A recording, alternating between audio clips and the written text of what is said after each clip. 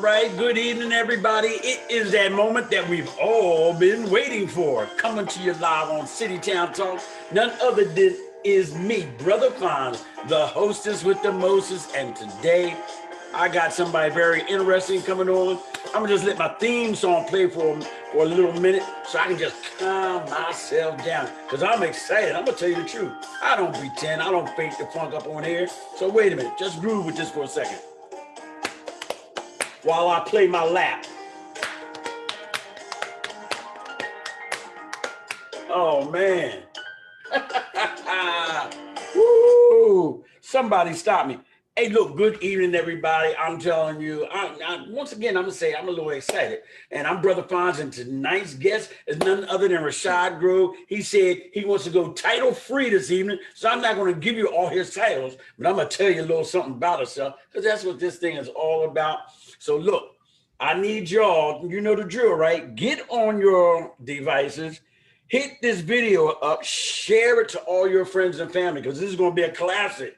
Because for those of you who don't know this guy, he's special. So come on. You smell what I'm cooking? That's my man Rock. I always did it like him. Okay, look, okay, so I got some people on. Now, I want y'all, because this show does honor shout outs. So I want y'all to shout out, give some greetings, some highs and some hellos. And if you have any questions, I'm going to relay it to Rashad, and we can answer it in real time. Most of my viewers, you know, for 7 years, I've had a problem with my nose itching during the show. So just because he's on here, I'm not going to act like this. You know what I'm saying? We can keep it real. So now, ladies and gentlemen, Sister Barbara Marshall, you know, Kathy Smith, John, I know Ham was going to be on here. Ham, we're going to have to talk about y'all show too, man, because y'all was the original ones that had a talk show, even though you don't know a whole lot about sports. Until they fired me. Oh, we might have to talk about that a little bit later. I would love to. Before I get there, some parts of his bio I want to read, some parts I don't want to read. Now, to the coin of phrase from Anthony Hogarth, me and Rashad go back like car seats. So, with that being said, I'm going to read a little bit of his bio. Not all of it, because we're time constrained right here. Okay? So here, wrong paper. See what I'm saying? All right, now.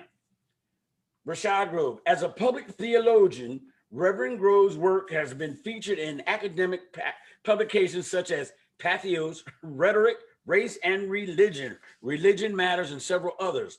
He has served on the board of directors of the Philadelphia Baptist Association, the oldest Baptist association in the country. As a TV, film, and music journalist, this is where he got me, right? His work has appeared on BET, Billboard, MTV News, the history, doggone, he on the History Channel. Come on now. The Philadelphia Inquirer, the Hip Hop Collective at Harvard University, and many others. Man, I can't stand this guy. All right, wait a minute. There's more. Okay.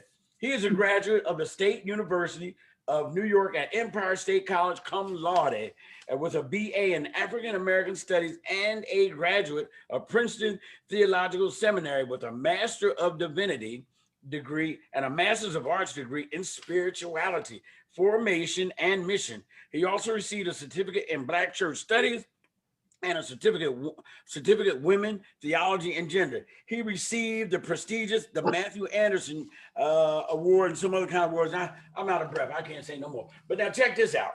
Because, you know, like before we come on, I always like to let my guests, you know, have a little idea of some of the questions I want to ask so they can be prepared. So I was a little heavy on some of the religious stuff. I said, well, heck, your bios is religiously centrist and everything, man. So that is good. Wait a minute. John. I sent you the church bio. What'd you say? That's a church bio? Yeah, that's the pastoral profile bio. I didn't see you the real one. Oh, that's right. We're gonna get. I didn't see you the one that I didn't see the one that the streets know. Oh, man, we're gonna talk about that though, because that's the part that I believe is gonna connect my viewers with this whole thing. Now, John, he's really impressed with your resume. Kathy said, "Hey, Reverend, you know what? People must know you on because Tez Hutchinson is on. He don't. Snap, yo! I raised him to be the man he is today. You're welcome. You said you know why I'm here. Okay, Tez, community. That's my boy.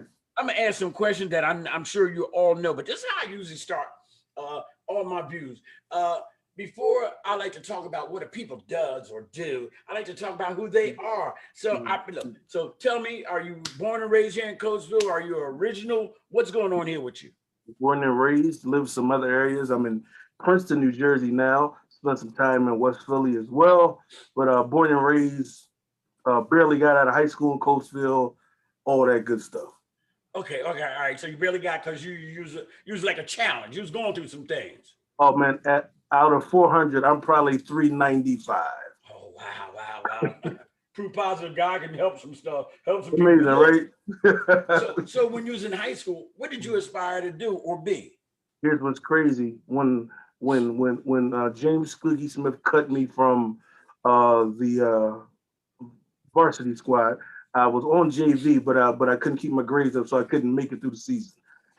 So when I found out that I wasn't going to grow anymore, I wanted to be like Dan Patrick and Keith Olbermann on ESPN. My head was full of facts. I knew all the facts, the stats. My uncles used to call me John Madden because I could run off stats. Yeah. So I always wanted to get into sports or music journalism, be a producer, A&R, create music, because that's another passion of mine too. Hey, look, y'all. Now, what he say about facts and stats, and got a memory like 4 elephants, man. Look, I can't remember what I had for dinner last night. This guy's talking about oldies that's older than he is old. Sister Edith Ben and Brother Jazz. Yeah, Sister Edith, she up on there. Ben, one of my favorites. Oh, man, my goodness gracious. She's my deaconess. Y'all better back up off of her. That's right. hey, look, Tamara Williams, it is good to see you, Casserole and Brother Cass, man, from Big Boy's Barbecue Sauce. I hope they got his barbecue sauce where you live at. Listen, man, he's been to our church working his barbecue sauce. He's a main line guy, so he's been down there. This guy, he cooks all the way from up north to down south, man. I appreciate it. Man. And he's always got something spiritual to kind of like get me straight because I'll be acting stupid. Look, tell us a little bit about your family. Well, if you're from Coastal, I'm sure you know the Groves. I'm related to all of them, even the ones I don't like and the ones that don't like me. So those are my folks, the Grove family. It's a lot of us. And you would know my grandparents, my uncles, they're preachers, pastors. We do 2 things well. We can preach and we can do stuff in the street. And sometimes we can mix the two. So just be careful. So now, what I've noticed about you as a Grove, you're one of the few Groves that don't wear real flashy suits. Because the rest of them look like they're part of stylistic to Temptations. You know how they go. But your boy's been laid back, man. I love you for that, man. Don't tell your people I said that. Listen, I can't wait to text that to them. Oh man, I love them dudes. Nellie Talton, she checked. Nellie, you've never been on my show. Nellie. Bring them out. Bring them out. Hey, look, the most important part about this show this evening is not that you like it, but is that you share it. Because there's going to be some educational, informational, and some inspirational stuff on here. Tina Madsen, you're always with me. I appreciate you so much, Tina. And look, we're going to get into more about this Rashad Grove guy, because this dude is something special. Now, let me see. I got to follow my format, because I'll mess stuff up. Okay, we covered the family. All right, now. It's legendary that the Groves are either ministers or pastors or something like that. How did that make you feel growing up, man? Did you feel like any pressure that you had to come out and start talking Genesis, Exodus, and stuff like that? Oh, most definitely. I'm a 6th generation Baptist minister. So my grandfather's great-grandfather were ministers. We could trace it back that far. So it was always a kind of pressure if we did anything well in church culture. If I got up there and said amen in the right voice, that boy's going to be a preacher. So I kind of avoided all that. And by the time I became a teenager, I was had a little bit more freedom. So I was really, driving, doing whatever, and really out there. So I knew both worlds very well. But we grew up in church. We grew up in our family church. Our particular side of the Groves, our family church is the First Baptist Church of Passtown. That's where my grandfather, he was licensed there as a minister. So I have ties there. Brewer, my Uncle James, he's still pastoring there for over 40 years. So, and also Union Baptist, which you may know as New Life, my uncle, the late Reverend Dr. Joshua Grove, was an interim minister there in the 60s. So my old head Union Baptist folks would know Josh Grove and his side of the Grove. So we have deep ties to the churches in our area. You know, when I first got here, I went. One of the Grove pastors used to teach. I had to pay for it, Dr. and Joshua. with about 6 weeks and almost 2 months on the Book of Acts. Listen, man, yeah, he was a brain. He was the first one. He was our guy. He was Yeah, the patriarch of the Grove.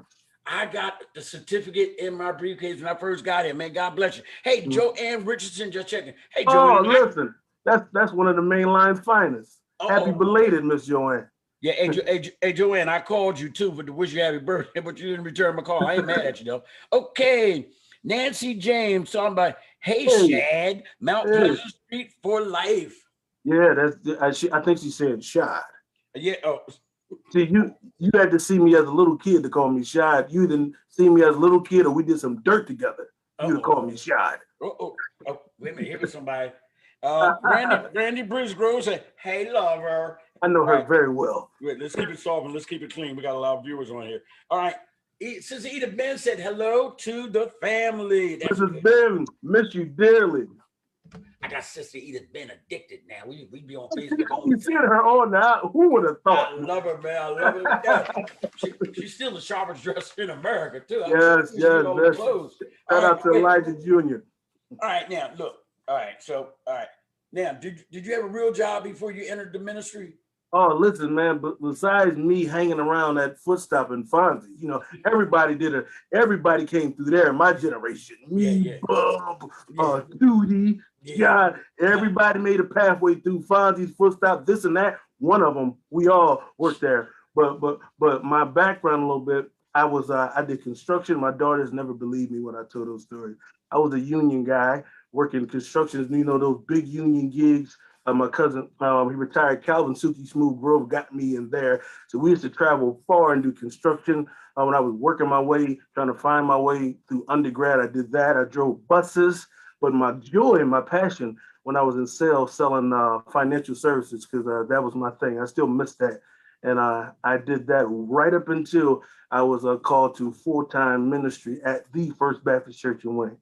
Okay, now wait a minute. Man, your story is so amazing. But I always got to acknowledge our viewers. Jay Brick must be a friend of yours because I've never seen him on here. That is the great Jeff Brickers. We were teammates in all the V Pals, ninth grade, Ninth Avenue basketball leagues. That's Jeff Brickers right there, legendary. Hey, well, welcome, Jeff. It's good to see you. Papo Hernandez is on it. What's up, DJ? What's up, my man? Yeah, Papo, he's making a special appearance this evening too. Although he's been on my show before. Now, Nigel Steyer. What's up, Nigel? You must have sent the word out because all these guys, man, it's good to see y'all. Mark Hunt, Sidney Moses. You know what? There's so many people on here now. Terry William Joseph. We can ready to break Rashad down because AJ Dillon, it is good to see you. Crystal Johnson, Pastor Crystal Johnson, the Reverend, ladies and gentlemen. She's preaching with our joint 7 last words on Friday. Listen, really? My teacher, my favorite teacher of all time, is now my colleague in the ministry. Yeah, now she's out there in Germantown somewhere, isn't she? Historic church. Don't let her downplay it. That's one of the silk stocking. That's a bad church. Her church got cobblestones around the neighborhood. That's what I'm talking about. Okay. Oh, you know the area well, Fon. Oh, yeah. Oh, no doubt. We have the lasagna lady. She just checked in, Kay Jordan Martin. She's going to be on sometime next month. Lasagna lady. She likes to give lasagna out. She likes to feed people, and her favorite dish is lasagna. So let's see what else we can find out. Now, look. Rashad, you know all the songs. You know all the producers. You know who was in the band all the way back in the 50s. I don't know how you do it. If you're lying, you can impress me because I don't know whether you're telling the truth or not. But you be rolling it. How did you get to be so astute in music like that? Well, I owe that to my uncles and my grandmother. She played a lot of James Cleveland, and if you ever catch our live services, I play all that kind of music for our live stream services. So the James Clevelands, the Caravans, Davis Sisters, all those classic. I love that classic gospel sound. And when I was an aspiring rapper and producer, we sampled records. So I knew a lot of records that I wanted to use. I wanted to use the Sound of Philadelphia, Gamble and Huff, Motown, the Stack Sound, all those writers. So I was immersed in that kind of music. And not only did it help me when we were creating music, shout out to all those who I used to spit with, but and later on, when I got into music journalism, a lot of that I could just turn on and just recall from memory because I was studying it and working in music for so long. That is so crazy, man. It must Funny have how been that like, worked out. yeah, yeah. Well, oh man, you can tell you didn't do a lot of drugs in your life because your brain would have been fried. I can't remember where I live at half the time. But that's besides the point because it ain't about me. But check this out.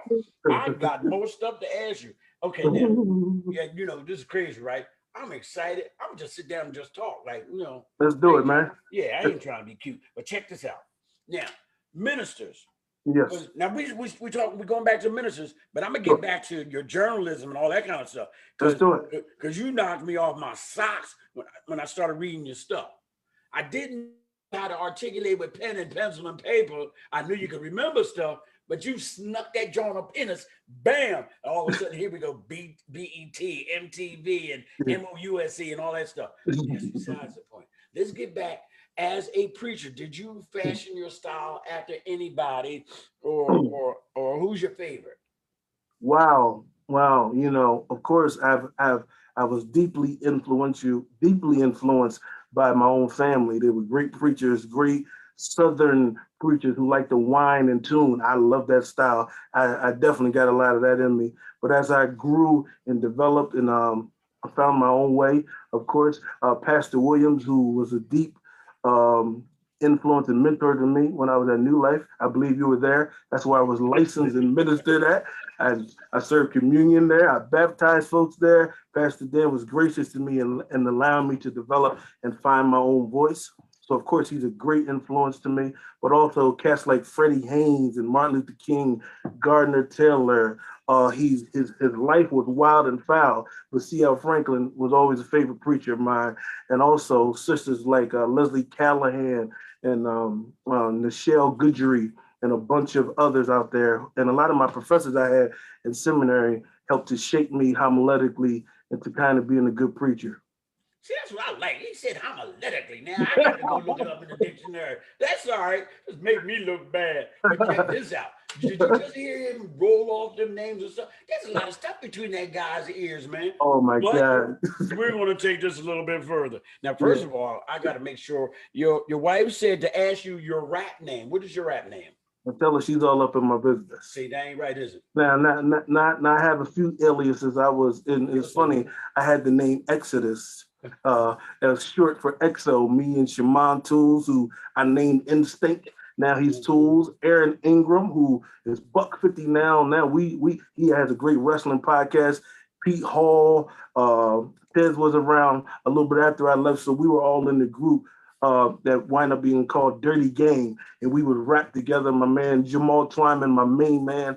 So I had EXO, and I was Cashmere when I was in Philly. That's a whole nother story.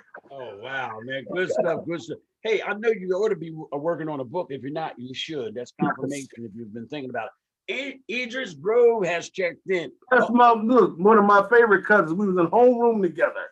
Another Grove. Kevin Kelly has checked in. You know this must be. Oh, my guy. Oh, one of my favorites, Mr. Kelly. And he don't check into my regular shows, man. So listen, don't take it personal. I'm snitching on everybody who I know. And we be on the text line all the time together every day. Nelson Ojeda, he's holding up our Hispanic brothers and sisters. He's on the show. I know Nelson. What's up, brother? Nelson, man. Nelson's a good brother. Barbara Marshall said, and your grandmother. That's in reference to something. Oh, yeah. Earlier, probably some of your influences. Matty Grove, no doubt about it. He was a great singer, known singer throughout the years. Deep influence on me. Kim Pollard, part of your family. She said, hello, family, because she is watching. Yes, Miss Kim, a fantastic singer in her own right. She sung at my wedding. Yes, she did. I was right there. Uh-oh. Wait a minute. Josh Crans checked in, and guess what he called you? He's a hater. Just skip right over anything he did. What'd he say? The people's pastor. It don't get much better than that.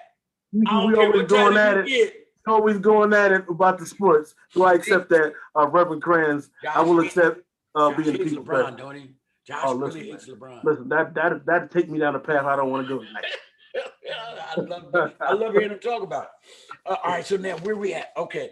All right, now for all my viewers and listeners out there, this is Rashad's claim to fame as a minister at New Life.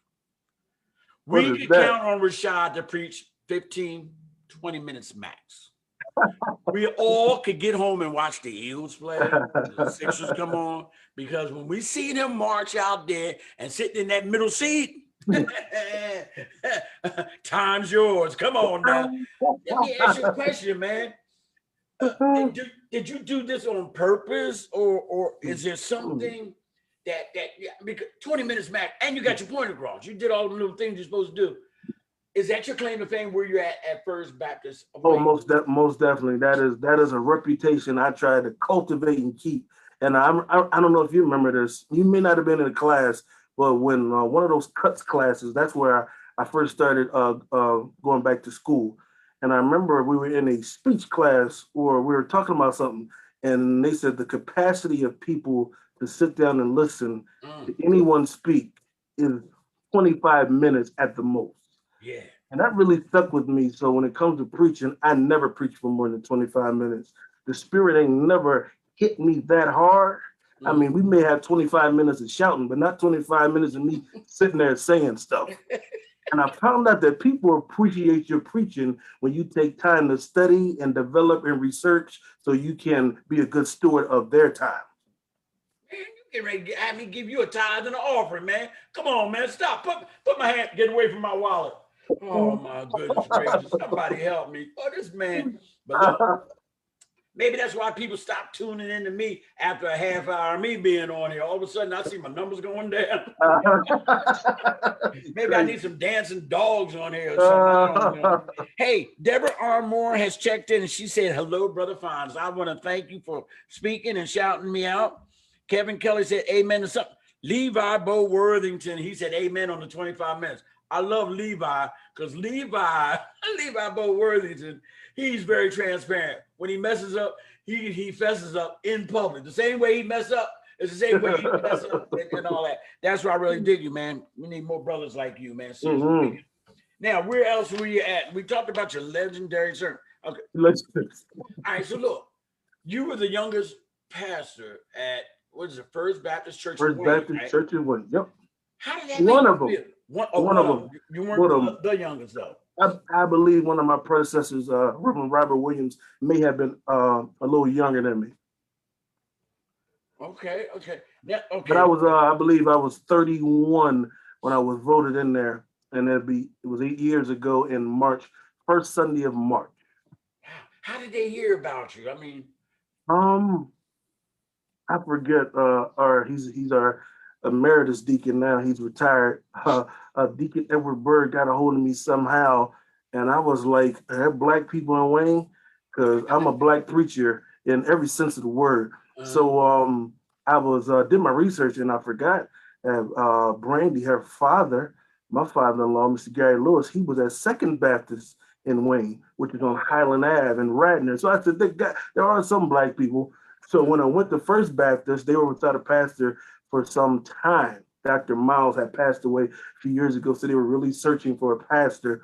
And I went down there, and I just loved the vibe. The music was hot. It fit my personality. They were very charismatic, and I just loved the vibe down there. And I never forget driving back because I went by myself. I told Brandy, man, I said that church is a good church. I hope they get a good pastor one day. Because it was my plan to go to New York and study with Cornell West, because he had just come back to Harlem at a Union Seminary, and I was going to try to study with him, but that didn't work out. So that's how I initially found out about First Baptist, and they would call me in monthly to preach for them. So I would do the 8 o'clock at New Life, we'll do the 8 o'clock. And I would take Robert Allen, Deacon Robert Allen would go with me because he had family there. The Shepherd family. And it's funny how that all worked out. So he would go with me and we would go hang out and I would preach there. And they really liked me because I was getting them in and out. I was up at 12. I was shaking hands at 12:20. I know they wasn't mad at Jay. Look, Joanne Richardson said she has a picture. And I took some pictures up there. Yeah, you did my installation. Yeah, and then I took some pictures when I came out. I think y'all was having some sort of bazaar or something Yeah. out there. See. The main line. This is how I learned mainline culture. They don't have like what's it called when you sell stuff, a rummage sale. I Yeah, think flea that's market or how we something would like that. call it. On the main line, it's called a bazaar. Oh my goodness. And in the hood is a flea market. There you go. All right, Swap me. Tyrene Chester, she's checked in. Tyrene is good. I think we was just talking, wasn't it? Good to see you. Oh, Joanne said on his first communion at First Baptist, she got pictures of you there. Yeah, I got the pictures. I remember I use that picture from time to time when we do marketing, when we try to talk about services coming up. Yeah, she took it. That was my first one. Good stuff. Hey, Nigel said everyone treated him real nice. Everyone said hi to him when he attended there. And that's so Yes, important man. when visitors come Great to your church, church man. and And stuff like here's that. another thing about First Baptist that won us over because I didn't really. I was actually I was up for two churches at the time, and they were one of them. But I wanted to go there. I just loved being there, and I loved the setting of the church.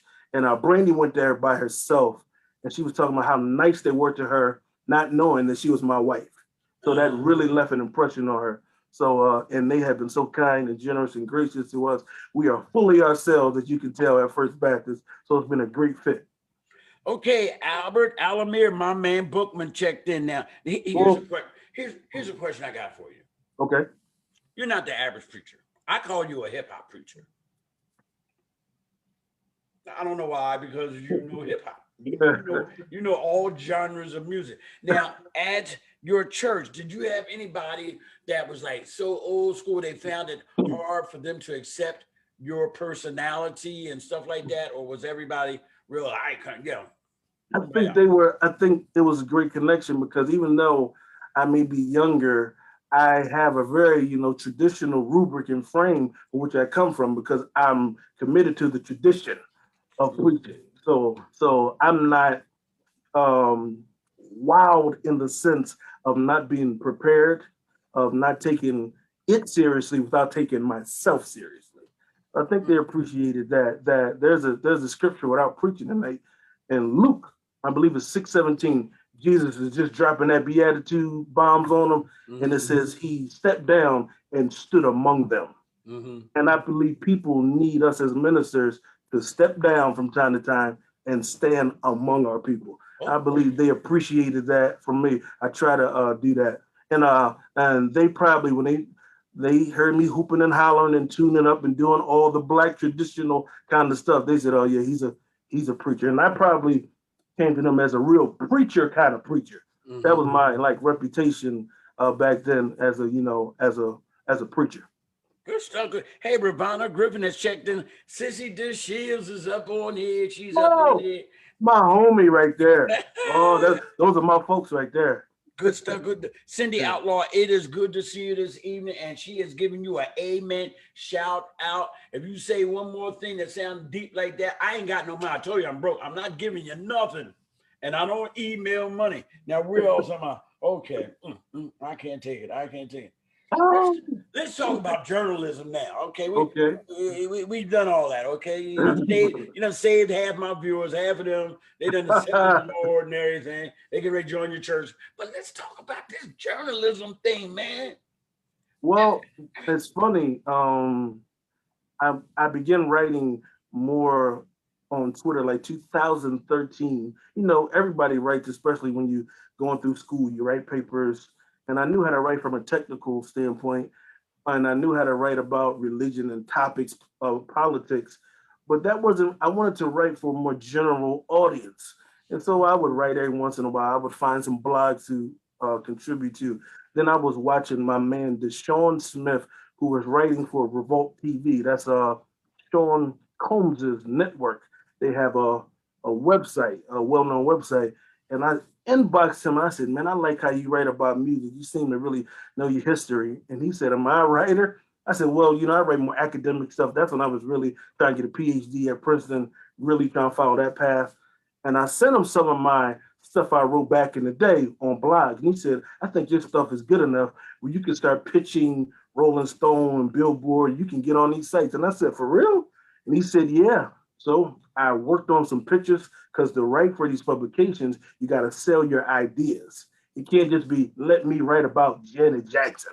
That ain't gonna work. You got to have an angle, an idea. So I learned how to get my angles. It took me about 3 months to get my angles right. And the first piece I wrote and got commissioned for was in September of 2018. I wrote about the New Jack Swing movement and how Bobby Brown was a influencer of that music because I timed it because that's when his movie came out. Remember Bobby Brown's series came out? That was right before Labor Day 2018. So that was my first professional written piece. I did that for Revolt TV and I wrote for them for the next 2 years.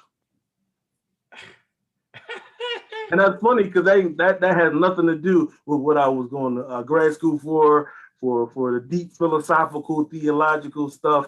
And I really got joined the writing for a general audience because I thought to myself, and a big influence on me is Bomani Jones for ESPN.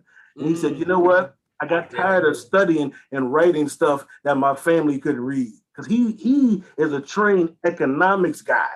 He was working on his PhD in economics. And now we see him talk about sports and culture on ESPN. So I was tracking him and I said, you know what? I'd like to do that too. So that's how I jumped from really writing and doing academic stuff to really jumping into music and sports and culture, which is my first love.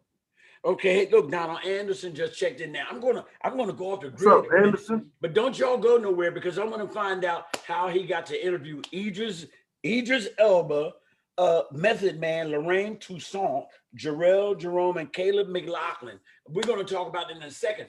But in case we lose John Hamm, let's talk about the show that y'all two had a few years ago. How did that originate and what happened? Whose fault that y'all broke up? That was John's idea. You know, I'm like the David Ruffin of the crew. It was John and then Tez working, and they witnessed my David Ruffin-like talent and said, we got to have him in our group. So I joined them, and we was working out of Dre Money's studio. It was before social media was big, 2013, because I was just at the church at the same time. So I was juggling too, and the church was really taking off. So we always joke about we fired each other, but it was harder for me to continue as the church grew and moved. But first was really doing a sports and entertainment podcast. We was using Blog Talk Radio. Tez was working miracles with the sound, and we had such a great following. I wish I could have kept it up. If I would have knew 8 years later, everybody would be doing it because we was so ahead of the game. And what I loved about our show, we was knowledgeable. It was just like your show. It was about the community. We was interviewing local people. We had Jake Royal on there. Yeah. Tootie would come on. Our first big interview was, I believe it was Rondé Jefferson. He's still in the league today. We talked to him right when he was playing for Chester in high school, when he was about to go to college. So we was doing some great things on there. And we really got to engage people politically because Barack Obama was running. So we was registering people. We had a food drive that Antez Hutchinson organized. And we was really, really rolling until they gave me my pink slip and I had to figure out something else. Hey man, look, you had me listening, had me opening up my computer. Yeah, man, you go to the archives. We still there at Blog Talk Radio. Google us, Sports and Entertainment with John and Rashad. Executive produced by Antez Hutchinson and right at Dre Money Studio in downtown PA. Yeah, man, that was a blast. Okay, let's acknowledge some of our viewers. Sister Ava L. Williams coming in live. Hey. Phoenix, Arizona, ladies and gentlemen. Oh, hey, look, nice. All my viewers out there who would like to learn how to sing, Miss Ava Williams is teaching people virtually, man. Pull up her page and check her out. She can sing too, man. She sang. She SANG. So, like, if you want to learn some stuff, check her out because she's no joke. Sister Iris Holmes, one of our board members of the Movement Community Development Corporation. Hey. She's a helpful man. Look, I love working beside her, and together we are doing some stuff. All right, since we're talking about, I done forgot the script right now. Since we're talking about that, you had another show with you and your wife that I was also, every time I subscribe to something, all of a sudden it stops coming on. Is it me? Is it something I did? I think it's you. Here's what's funny about that. We have our own production company, Star Child Media, and we start putting our heads together because she's the genius behind the scenes. She does our church, she does all the web design, her own stuff for her clothes. So we really got approached to do a AM talk radio show like in 2018. And I was like, I don't want to do no church stuff.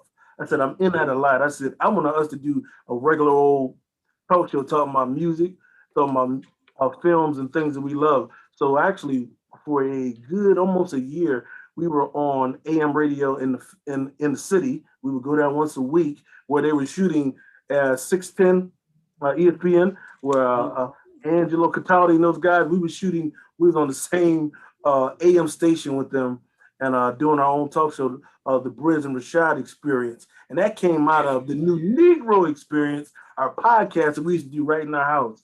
And the pandemic slowed us down because we can't get into the studio because of protocols in New Jersey. We have our own TV show that was played right out through the whole state of New Jersey on public access called the Briz and Rashad Experience. So we can't wait to get back in the studio and really get back to our show because that was a beautiful thing that we could get the kids involved in as well. So we love media and bringing the arts and concerns of Black people on all the platforms we have. That's okay. Now, all right. I'm still getting into these interviews because I got to find out how he hooked up with these. But my next question is this. Mm-hmm. What is my next question?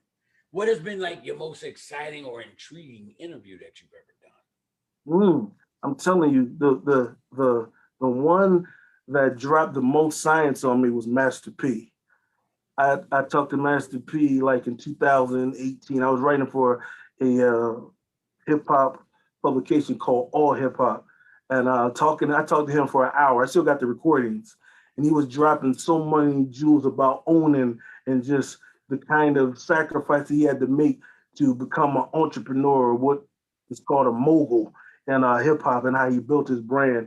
And he was just coming back to for the sequel of I Got the Hookup Too. So his folks got a hold of that publication and asked me to do it personally.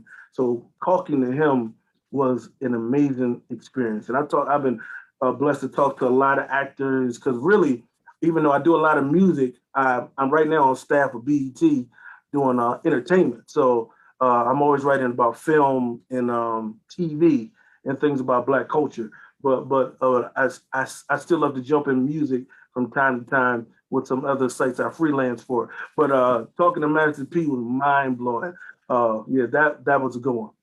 Okay, my thread is blowing up because they said if I don't ask about does it still knock? Oh, they're gonna blow me up. I knew I forget. Listen, I knew I forget something. Yeah, that another show, and this is with me, Brandy, Asante Love, and Caprice Muffy Love with the Oils. We have Does It Still Knock, and we examine songs from like 2005 to around 1986, and we listen to them and we have a rubric and we vote on them and see if they still knock. Because y'all told us that our music wasn't going to be no good in 20 years. And we found out y'all was lying. Our stuff is still hot. Jodeci is still hot. You can't beat Guy. You can't beat Tony. So we listen to our music and the hip hop of that time, and it's really taken off, man. We've been getting like 2,500 views a week from just doing Facebook. So that's we air that every Friday at 10 a.m. live. We go live on our page. So make sure you like, follow, share. Does it still knock? Does it still knock? And I had the opportunity to look at it the other day, and I was like, yo, they crazy. And all that is through the geniuses of those three sisters who let me tag along for the ride. All right, Sister Renee Carey. She's hey, Reverend. Miss Renee, she's a real true work person, man. Yes, she is indeed. Okay, let me see. Iris Grove said, Pastor Grove, God bless you and your beautiful family. Yours as well. Terry William Joseph, she looks in every now and then. You can tell you're special. She said, Briz and Rashad Experience, does it still knock? Bam. Brant, your wife said, don't forget our current web series. And Levi said, I knew he looked familiar. Does it still knock? He said, I watched that. Hey, Levi, I told you Wow. I was gonna have famous people on here. Ah. He's the one you be seeing. Oh, that's funny. All right, come on. All right, here we go. Now, look. What was it, last week, 2 weeks ago, 3 weeks ago? I don't know, but I looked at the Zoom thing, and on there I see Idris Elba on there with his hat on halfway sideways. Other people I ain't know until I seen them names, and I had to look them up. They real people, Real people. and you know who I really was like really into. Yeah. Lorraine Toussaint, if that's how you Legendary say it. actress. Yeah, you got Yes. it. Legendary. Yeah. How did this happen? Well, I got good relationships with Netflix and Amazon. I know a bunch of Black women who do publicity for them. So anytime something is hot, I get the screeners first in the emails. So when I saw Concrete Cowboy, I was like, put me on the list. If they're gonna do any press, I would love to interview them. And they agreed to let me interview them because they saw, the work I put in previously. And I got on the Zoom and jumped on them. When I found out it was going to be Method Man, Idris, Jarrell, Caleb, and Miss Lorraine, I said, "Bring, I need you to take a picture of this one." You ain't So, kidding. so she was fine. She was kind enough to take a picture, and I'm going to put that audio up soon as the embargo lifts. Because I'm gonna put the video up because the embargo. When you get the movies, you can't talk about them or send your story about it until they lift that embargo. So when we bootlegged and all that stuff, it dropped Friday. So I was working on editing the story all day. So I'm gonna put that up. But that was a great experience, and to hear Idris say to me, "That was a good question, Shad. You can tell me nothing." Wow. All And I right, told no. my mom hasn't been really impressed She until she that hasn't moment. been. And she saw Idris. She said, Mhm. "How'd you pull that off?" Okay, there's a Brian Kirkland says shout out from. Listen, another guy we rapped with, me, Shaman, and Brian Kirkland was in Kirkland's brother's home studio in like 1998. Now he's a senator. He had me. He's a representative out of Chester, and he was kind enough to have me come and give the prayer a few years ago up there. So that's my boy Kirkland. Well, we're going to get him on the show. He said he would be glad to get on my show, and I'd be That's my glad to guy. have him because I checked you out because I forgot that we even knew each other, and then I said, Yeah, "Oh man, gotta have him, gotta have him." that's right. Tanya Smith has checked in, and look, Dude, are you enjoying yourself yet? I mean, what's going on? You all right? And I'm having having a a good time. blast. I hope Jay D'Angelo. Jay, you always be late. Don't Jay D'Angelo sound like a name like somebody that sings or something? That sounds like a name of somebody who can make a good pizza. Hey Jay, he said maybe you can make a good pizza. Only Rashad can say that. All right, so check this out. We're almost coming to the hour, man. But What? I want to know. We all want to know with all the things that you've done. How old are you? First of all, Oh, now you didn't say I that. know. But You didn't seriously, say you was gonna ask that in the it's question. all about giving people hope, though. How old are you? Come on, I'm 39. 39. So he did a whole Here's lot of the stuff. here's the hope of it. All of this happened in the last few years. Mm. I didn't get my undergrad till I was 30 years old, 31 years old. So everything, I'm a late bloomer. I had to do everything as an adult. And it takes some grit, but mostly it takes really walking in and believing in God's grace to carry you forward. And that's all I can attribute all of that to. And so what you're saying, all is not lost if you haven't achieved your goals at a Oh young man, age. listen, I never forget that I saw a meme that said Ava DuVernay, who gave us Selma, Queen Sugar, um, uh, and so many other movies. Ava DuVernay didn't pick up a camera and started being a videographer until she was 35 years old. What? A couple years later, she's at Cannes Film Festival, and we know that film was being Selma. So Mm. it's never really too late. Yeah. Cindy Outlaw said, which shows it's never too late. See, so you're touching somebody already. Hey, look, what's in the future for Rashad Grove? Come on, what's your butt? You got a bucket list? What's going on? Where do you see yourself in 5 years? Well. I would love to just first of all I'm just being safe and sound so I can stay alive during this pandemic. I'm taking that with day by day. Keep that And mask on.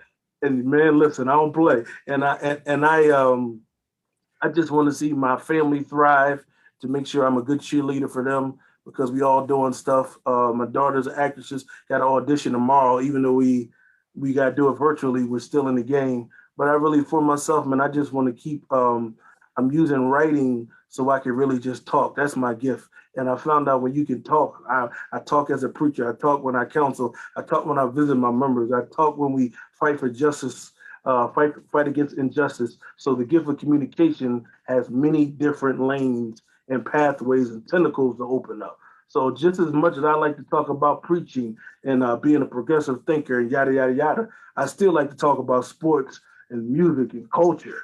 So I just want to keep doing that. Hey man, I feel you, man. Because can I just be honest with you for a second? Do it, fam. It'd be rough talking, being around people that all they do is talk about the Lord 24 hours a day, Man, listen. and don't talk about when's the trash coming out, or who's on first, or what's on second, or you know what I mean? I socially distance away from those kind of people. Yeah. And no disrespect. But we No. don't have to prove to each other how much we love God or we love Allah or Jehovah, whatever your persuasion is. Listen, just be yourself. And all of our great teachers, and we as Christians, we study the life of Jesus. And nobody did more regular stuff than Jesus. See, that's what I'm Nobody talking just hung out at people's houses eating, about. drinking, at weddings, partying than Jesus. Thank you. But his Yeah. followers, some of his followers, though, they too strict for me. They Yeah. just too much. Yeah. Hey, Levi's got a question for you, man. And you know Oh, I we didn't know can't we was let you, going. Oh man, shoot man. it, Levi. Hey, Levi wants to know, how long have you been married? And can you give us brothers a good tip to keep it Oh going? man, I didn't expect that one. That's the last one. A good tip to do what? To keep it going. He needs some tips. Okay, well, we've been married for on April 16th. It will be 16 years, and pandemic salted up our 15 plans. We still gonna do something for the 16, but we've been knowing each other for longer than that. And I just think when you don't love each other, you have to like each other. And Woody Harrelson dropped some knowledge on me on a movie I forget, and he said it's not about who you wake up to, who you sleep with on Friday night. It's about who would you rather hang out with on Saturday afternoon.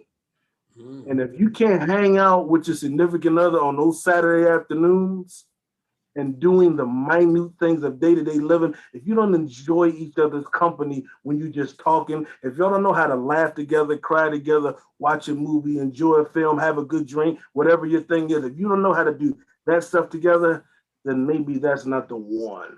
Mm, mm, mm, mm. When you can do that, you can hang on in there through the ebbs and flows of life. Good stuff. Good stuff. Hey, look, well, we came to that hour because the numbers are going down. He already said more than 20, 25 minutes, you're going to start losing people. Well, true is the truth. Hey, look, before we go, I like all my guests to always, now, I don't know if that was your last say, but is there anything, Anthony Whitaker is watching. Anthony, the show's almost over. Catch it on the repost. You know you can do that. But look, do you have anything you would like to share with the viewers? Any nuggets of hope, inspiration, information, education, anything that's on your heart? And that's how we're going to close. I'll say my goodbyes and everything else, but we want to leave them with a word from you, man. I would say keep hope alive, but somebody already is known for that phrase. But just man, I just think that first of all, let me thank you for having me on, and thank you for asking me weeks out into advance. I appreciated that. But just for you, man, just keep doing what you're doing and being an inspiration to us. You inspired us to be entrepreneurs, that we can have a legal hustle. Now you're inspiring us that we can make change in our community. And that's just another pathway for your life as well. And you are not just being inspired, quote unquote, by a guy like me, but you have been an inspiration for us young bulls and young sisters in Coatesville for years. So it's an honor to be here tonight. Good stuff. Good stuff. Hey, look, I want to thank you because I know you be busy and you got stuff and all that other stuff, man. It is an honor, a pleasure that you've allowed me to just be in your living room and share you with all our viewers. I know they enjoyed it. I've seen the numbers, I've seen the shout outs and everything. This has been a true blessing. And look, all you members out there in Coatesville and Chester County, I want y'all to know, man, that God is good, man. And yeah, I'm going to say it, keep hope alive, man. Keep hope alive. And look, whatever you do, don't quit. Don't quit. Hey, look, nobody told you that they love you today, man. I love y'all, man, because he first loved me. And right. so with that being said, Coatesville is still rising, guys.